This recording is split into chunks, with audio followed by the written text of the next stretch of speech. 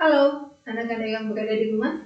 Kita bertemu kembali bersama Mem Ita dalam pembelajaran jarak jauh. Mem Ita yakin anak-anak pasti masih semangat.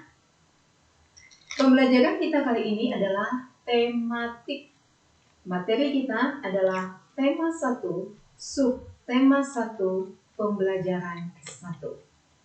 Sebelum kita memulai pembelajaran kita, dan kita mengajak anak-anak untuk berdoa terlebih dahulu supaya pembelajaran kita dapat berjalan dengan baik. Dan kita akan pimpin doa dari tempat ini. Baik anak-anak yang berada di rumah, mari kita sama-sama berdoa.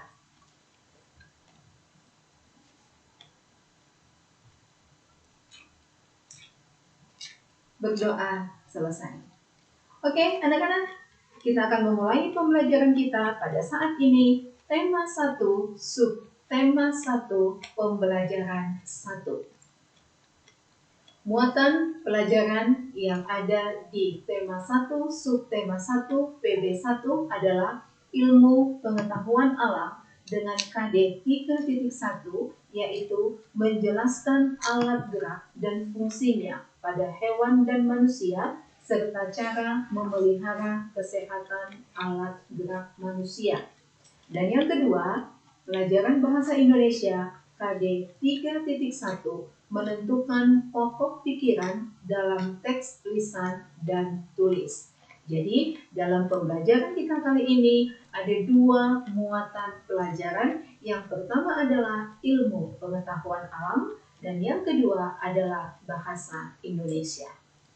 Oke, anak-anak silahkan diamati gambar. Kita bisa melihat ada seorang anak kecil, kemudian dia bertumbuh menjadi anak bayi, menjadi anak kecil, menjadi anak yang remaja, menjadi anak yang dewasa, dan yang terakhir menjadi bapak-bapak. Berikutnya, gambar yang kedua. Seorang bayi mungil lucu dan ikat kepala di rambutnya. Kemudian dia bertambah besar, yang ikat rambutnya 2, kemudian dia bertumbuh kembali menjadi gadis kecil, gadis remaja, gadis dewasa, dan akhirnya menjadi seorang ibu. Anakku, kenapa Mem Ita menunjukkan gambar ini kepada anak-anak? Mem Ita mau mengajak anak-anak untuk melihat bahwa manusia itu bertumbuh. Tidak ada kan di antara kita semua, contohnya nih, Mem Ita begitu lahir langsung jadi dewasa seperti ini. Tidak. Atau anak-anak yang berada di rumah, begitu mamanya melahirkan, anak-anak lahir, terus anak-anak langsung bisa berjalan, langsung masuk TK atau langsung masuk SD. Tidak mungkin. Semua perlu proses. Anakku, manusia laki-laki perempuan yang Mem Ita tunjukkan di awal tadi adalah manusia. Pertanyaannya, manusia disebut makhluk apa ya? Ayo, manusia disebut makhluk apa anak-anak? Hebat. Manusia disebut makhluk hidup. Manusia disebut makhluk hidup. Pertanyaan berikutnya, apa yang dimaksud dengan makhluk hidup? Apa yang dimaksud dengan makhluk hidup? Makhluk hidup adalah makhluk individu yang memiliki kemampuan untuk menghirup udara atau bernapas. Makhluk hidup adalah makhluk yang memiliki kemampuan untuk menghirup udara atau bernapas. Ayo anak-anak, cek dirinya masing-masing. Mampu tidak menghirup udara atau bernapas? Oh, aku bisa Mem Ita. Bagus, berarti kita disebut makhluk hidup. Kita harus bersyukur kepada Tuhan bahwa Tuhan memberikan kita udara yang sangat luar biasa yang dapat kita hirup setiap hari. Pertanyaan berikutnya anak Mem. Tadi Mem tanya pertanyaan pertama. Manusia disebut makhluk apa? Makhluk hidup. Yang kedua, mengapa manusia disebut makhluk hidup? Karena manusia mampu menghirup udara atau bernapas. Pertanyaan berikutnya, mengapa manusia disebut makhluk hidup? 1. Karena manusia bergerak. Coba anak-anak sekarang praktekkan yang berada di rumah. Ayo bergerak dari kiri ke kanan, depan, belakang, boleh. Nah, bergerak. Yang kedua, bernapas. Tadi kita sudah praktekkan. Hirup udara. Hembuskan, bernapas. Yang ketiga adalah berkembang biak. Berkembang biak ini artinya adalah bertambah banyak. Coba nanti anak-anak tanya sama mama papa. Tadinya mama seorang diri menikah dengan papa, jadi berdua. Kemudian lahir anak-anaknya. Ada yang anaknya 1, anaknya 2, anaknya 3, dan seterusnya. Berkembang biak. Yang keempat adalah bertumbuh. Seperti gambar yang kita tunjukkan di awal tadi. Bayi jadi anak kecil, ya kan? Kemudian bertumbuh kembali jadi remaja, jadi dewasa, dan seterusnya. Dan yang kelima adalah makan. Kenapa manusia bisa bergerak, bernapas, berkembang biak, bertumbuh? Jawabannya ada di nomor yang kelima. Karena makan. Apa saja yang termasuk makhluk hidup? Dari tadi kita membahas manusia, yaitu kita. Apakah makhluk hidup itu hanya manusia saja? Ayo, anak-anak perhatikan. Apa saja yang termasuk makhluk hidup? Yang pertama adalah, apa itu? Manusia. Berikutnya, yang kedua, hewan. Yang ketiga adalah tumbuhan. Jadi makhluk hidup itu terdiri dari 1. Manusia, 2. Hewan, 3. Tumbuhan. Nah, salah satu ciri makhluk hidup adalah bergerak. Bergerak itu adalah salah satu ciri makhluk hidup. Apa yang dimaksud dengan bergerak? Bergerak adalah berpindah dari satu tempat ke tempat yang lainnya. Dengan kata lain, berubah posisi. Contohnya, ini sekarang posisi map kita seperti ini.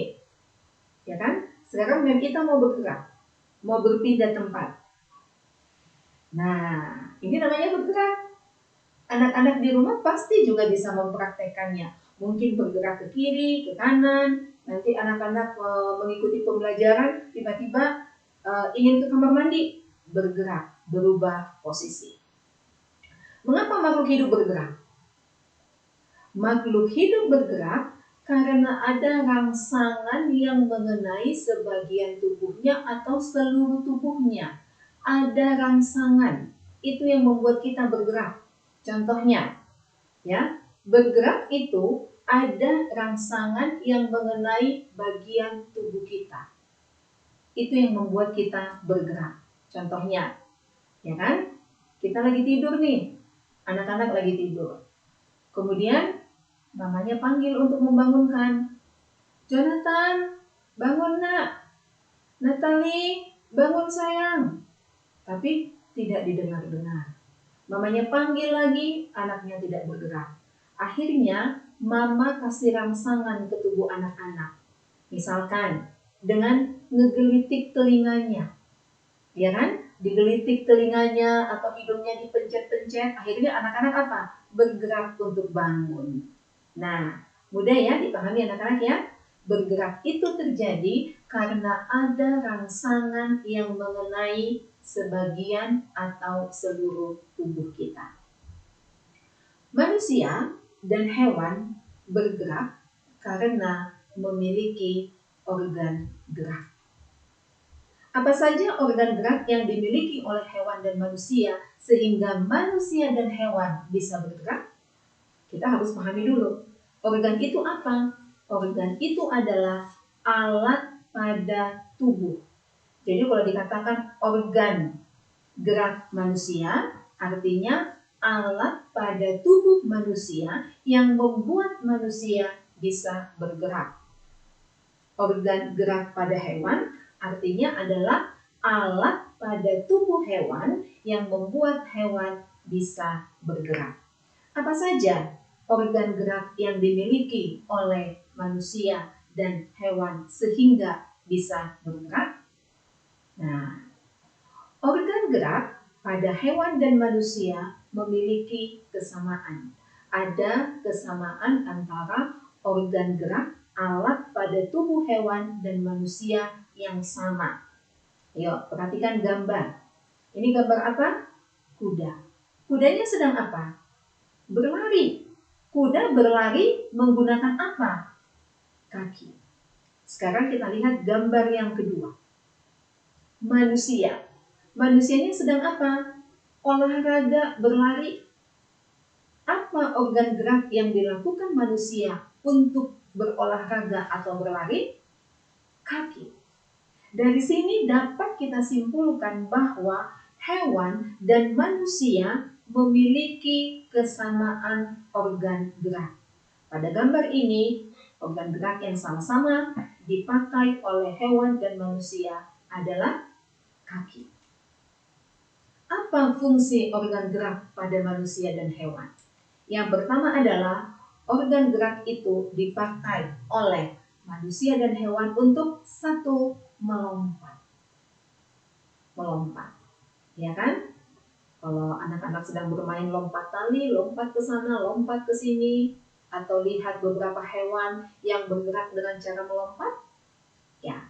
Yang kedua adalah memanjat. Kita menggunakan organ gerak kita, manusia dan hewan untuk memanjat. Yo, anak-anak mem yang ada di rumah, panjat pohon, ya kan? Ada layangan yang putus, kemudian panjat pohon. Atau mungkin anak-anak pernah melihat beberapa hewan yang memanjat. Berikutnya adalah menggali. Yang keempat, memegang. Yang kelima, untuk berenang. Ini adalah 5 fungsi organ gerak pada hewan dan manusia. Yang pertama melompat, yang kedua memanjat, yang ketiga menggali, yang keempat memegang, yang kelima berenang. Alat gerak pada hewan dan manusia ada 2. Ada kesamaan alat gerak pada hewan dan manusia. Apa saja itu? Yang pertama adalah alat gerak pasif. Alat gerak pasif. Alat gerak pasif ini adalah alat yang menghasilkan gerakan yang tidak tampak atau terbatas. Jadi, dia disebut pasif karena gerakannya tidak kelihatan. Contohnya apa? Tulang. Yuk anak-anak, pegang tangannya masing-masing. Apakah tangan anak-anak memiliki tulang? Ya pasti. Tulang di sini maksudnya adalah bone ya, tulang, bone. Kalau anak-anak memegang tangan, nah pegang tangannya kemudian ada yang keras. Ada yang keras. Nah, itu namanya tulang. Itulah yang disebut dengan alat gerak pasif. Yang kedua adalah alat gerak aktif. Alat gerak aktif ini adalah gerakan yang dilakukan yang dapat menghasilkan gerakan yang bebas setiap saat. Ingat tadi kata kuncinya. Kalau pasif, gerakannya tidak kelihatan. Kalau aktif, bebas bergerak setiap saat. Apa itu? Otot. Jadi, kalau dia alat gerak pasif, itu adalah tulang. Kalau alat gerak aktif, itu adalah otot. Apa perbedaannya? Apa sih Mevita bedanya tulang sama otot? Ayo perhatikan gambar yang ada di depan anak-anak. Ini adalah tulang. Anak-anak bisa melihat, ya, bisa melihat gambar. Di sana ada tulisannya tulang hasta. Itu adalah tulang kita. Jadi bone ya, bone. Jadi kalau anak-anak pegang tangan, kemudian di sana ada yang keras, nah itu namanya tulang. Gambar berikutnya adalah otot.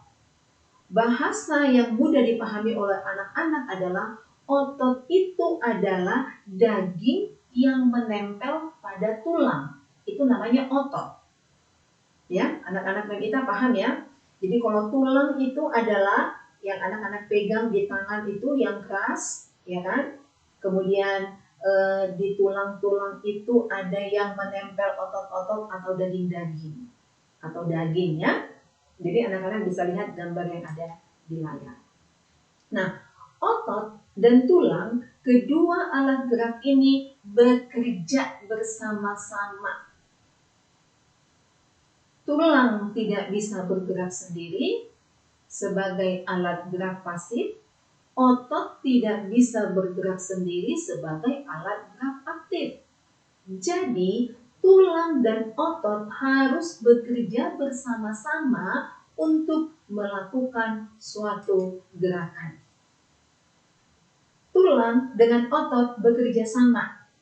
Ya, kerjasama antara tulang dan otot akan membentuk suatu sistem yang disebut sistem gerak. Sistem gerak itu apa? Sistem gerak adalah kerjasama antara tulang dan otot dalam melakukan suatu gerakan. Ingat ya anak-anak, tulang tidak bisa bergerak sendiri, otot tidak bisa bergerak sendiri, tulang dan otot harus bekerja sama untuk melakukan suatu gerakan. Ya, nah kerjasama antara tulang dan otot melakukan satu gerakan itulah yang disebut dengan sistem gerak. Kita lanjut. Pada saat otot yang menempel pada tulang bergerak, otot daging tadi, daging yang menempel pada tulang. Saat otot yang menempel pada tulang bergerak, maka otomatis secara langsung tulang juga akan bergerak. Paham ya anak-anak ya? Dan ulangi sekali lagi. Pada saat otot yang menempel pada tulang bergerak, maka otomatis secara langsung tulang juga akan ikut bergerak. Anak-anak, tanpa adanya alat gerak aktif yang memengaruhi tulang, maka tulang-tulang pada manusia dan hewan hanya bisa diam dan tidak dapat melakukan pergerakan tanpa otot. Di dalam tubuh kita ini, nanti di pembelajaran berikutnya kita akan melihat rangka manusia yang terdiri dari tulang-tulang. Tanpa alat gerak aktif, tanpa otot, maka tulang-tulang manusia dan hewan itu hanya akan bisa diam, seperti robot atau patung saja. Tetapi, walaupun tulang adalah alat gerak yang pasif, tulang memiliki peranan fungsi yang sangat besar dalam sistem gerak manusia dan hewan. Perhatikan gambar, ya kan? Gambar yang pertama itu adalah rangka manusia, mulai dari kepala sampai kaki. Itu adalah tulang. Anak-anak bisa membayangkan ketika di dalam tubuh kita tulang yang menjadi alat gerak pasif, tidak ada ototnya, tidak ada daging yang menempel pada tulang, tidak ada alat gerak aktifnya. Ya, kita akan seperti itu. Tetapi lihat gambar yang ada di sebelahnya yang berlari. Seperti itulah keadaan tubuh kita ketika tulang sebagai alat gerak pasif dan otot sebagai gerak aktif menempel pada tulang sehingga tubuh kita ini dapat melakukan berbagai macam gerakan.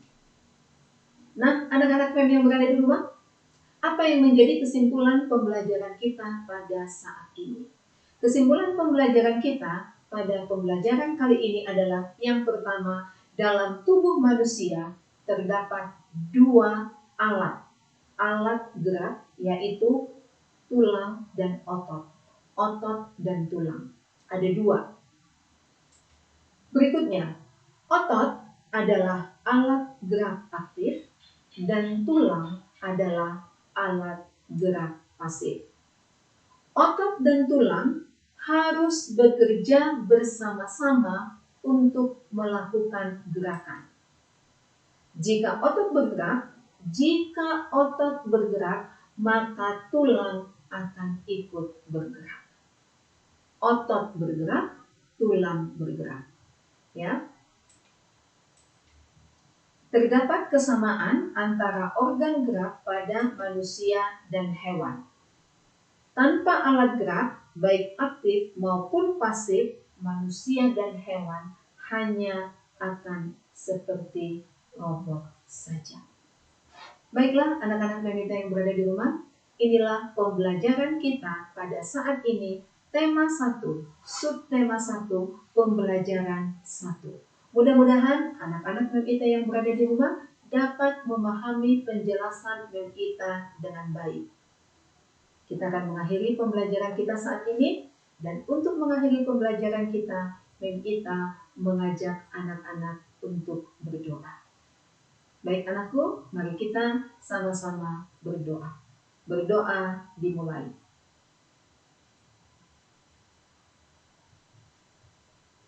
Berdoa selesai. Baik anak-anak, sampai di sini pembelajaran kita. Kita akan bertemu di pembelajaran berikutnya. Tetap semangat, sampai bertemu kembali di pembelajaran berikutnya.